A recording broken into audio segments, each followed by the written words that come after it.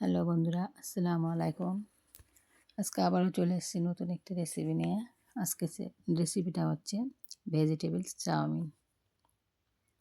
আজকে ডিম এবং চিকেন ছাড়াই চাউমিন করব। আজকে খুব সহজেই চাউমিনটা করব। দেখতে থাকুন আপনারা ভিডিওটি। কিন্তু খুব সহজেই ভেজিটেবলস চাউমিন খেতে কিন্তু দারুণ টেস্ট লাগে। আপনারা দেখতে থাকুন। দেখুন, চাউমিন 1 প্যাকেট চাউমিন নিয়েছি। আর ভেজিটেবলের মধ্যে আছে ক্যাপসিকাম, টমেটো, পাতাকপি, পেঁয়াজ, গাজর আর বিনস। সব কিছু একসাথে এটা করব ভেজিটেবলস চাউমিন। প্রথমে আমি চুলায় চলে এসেছি, একটি কড়াই বসিয়ে কড়াই অল্প করে আমি পানি দিয়ে চাউমিনগুলো দিয়ে দিয়েছি। চাউমিনগুলো ভালো করে দিয়ে ভালো করে আর একটু পানি দিতে হবে। অল্প পানি হয়ে গেছে, আর একটু পানি দিয়ে আমি ভালো করে 10 মিনিটের জন্য সিদ্ধ করে নেব। সিদ্ধ হয়ে গেলে নামিয়ে নেব ওটা। দেখুন, অল্প করে পানি দিয়েছি। পানিটা দিয়ে ভালো করে সিদ্ধ করে নিতে হবে। আর একটু অল্প করে আমি নুনও দিয়ে দিয়েছি।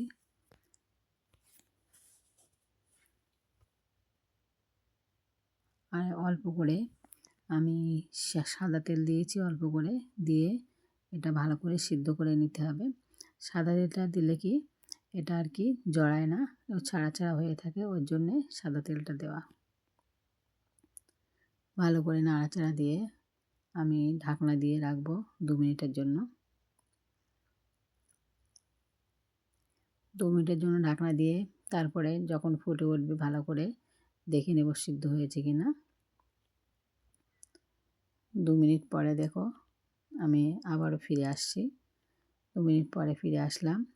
এখন ঢাকনাটা দেখে একটু উঠিয়ে দেখলাম পুরো ফুটে গেছে, পানিটা পুরো ফুটে গেছে। চাউমিনটা মনে হচ্ছে সিদ্ধ হয়ে গেছে।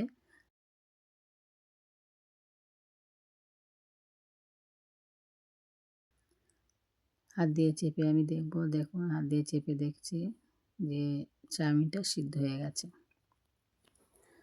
আপনারা কিন্তু এভাবে বানিয়ে বাচ্চাদের টিফিন এবং সকালে ব্রেকফাস্টের জন্য খেতে পারেন, এবং সন্ধ্যের নাস্তা টিফিনে বাচ্চারা অনেকে এভাবে নিয়ে যায়। ডিম কিংবা চিকেন দিয়েও চাউমিন তৈরি করে, কিন্তু এভাবে ভেজিটেবলস চাউমিন করে দিলে কিন্তু হেলদি, খেতেও কিন্তু দারুণ টেস্ট। আমি এটা পানিটা সিদ্ধ করে ফেলে দিয়েছি, দিয়ে তারপরে আমি ঠান্ডা পানি দিয়ে একটু ধুয়ে নিয়েছি। নিয়ে আবারও একটু সাদা তেল দিয়ে এটা মাখিয়ে রাখছি এক সাইডে।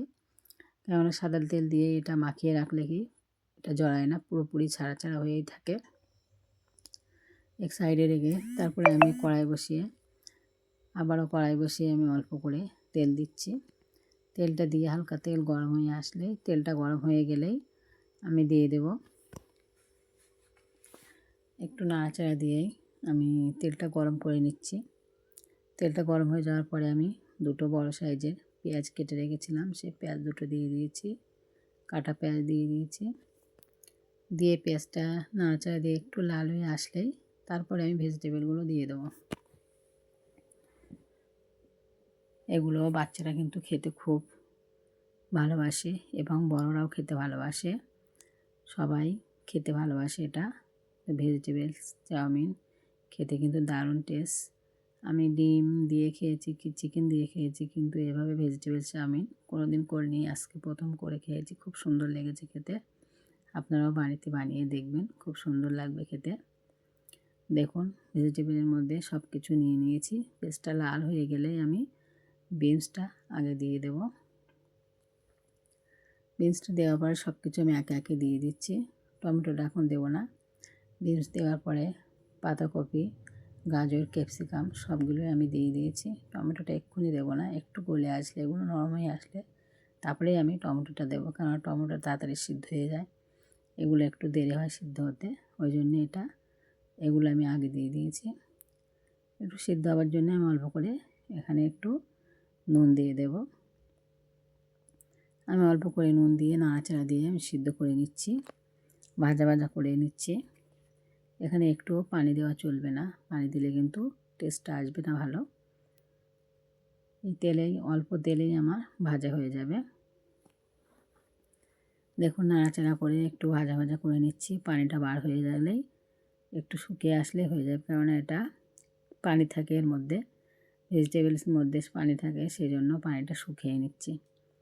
দেখুন পানিটা পুরো শুকিয়ে গেছে। এই পর্যায়ে আমি দিয়ে দেবো টমেটো।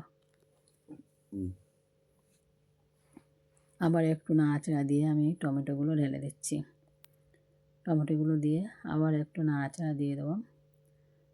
দেখুন পুরো ভাজা ভাজা মতো হয়ে গেছে, একটু সিদ্ধ হয়েও গেছে। আর একটু আমি সিদ্ধ করে নেব, হালকা হালকা একটু কাঁচা আছে, তার জন্যে আমি আর একটু সিদ্ধ করে নেব।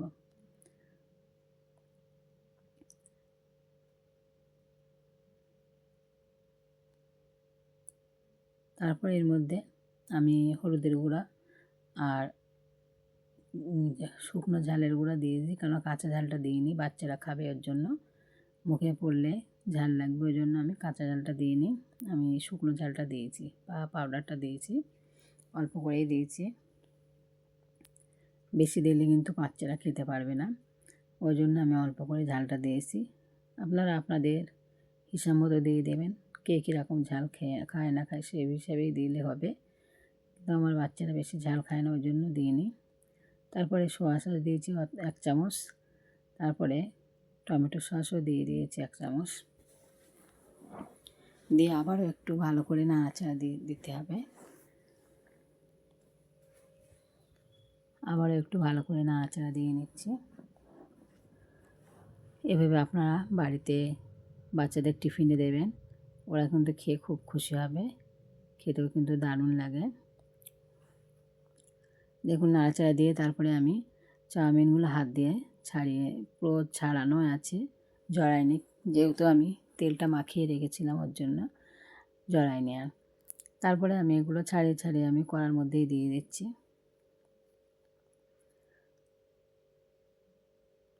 কড়ার মধ্যে দিয়ে আমি আবারও একটু নাড়াচাড়া করে নেব, ভালো করে এটা মিশিয়ে নেব, না মেশালে ভালো লাগবে না, ওই জন্য আমি এটা মিশিয়ে নিচ্ছি ভালো করে। মিশিয়ে নিয়ে ভালো করে তারপরে আমি দেব ম্যাগি মশলা। ম্যাগি মশলাটা দিলে কি টেস্টটা দ্বিগুণ বেড়ে যায়। দেখুন আমি ম্যাগি মশলাটা দিয়ে 1 প্যাকেট ম্যাগি মশলা দিয়ে দিয়েছি। ম্যাগি মশলা দিলে কিন্তু দারুণ একটা সেন্ট বার হয় আর দ্বিগুণ টেস্ট বেড়ে যায়। দেখুন ম্যাগি মশলাটা দিয়ে পুরোপুরি আমার রেডি হয়ে গেছে। দেখুন, হ্যাঁ বন্ধুরা, আমার ভিডিওটি যদি ভালো লেগে থাকে আপনারা লাইক কমেন্ট শেয়ার করবেন, সাবস্ক্রাইব অবশ্যই করবেন, কমেন্ট করে জানাবেন অবশ্যই যে আমার ভিডিওটি কেমন লেগেছে।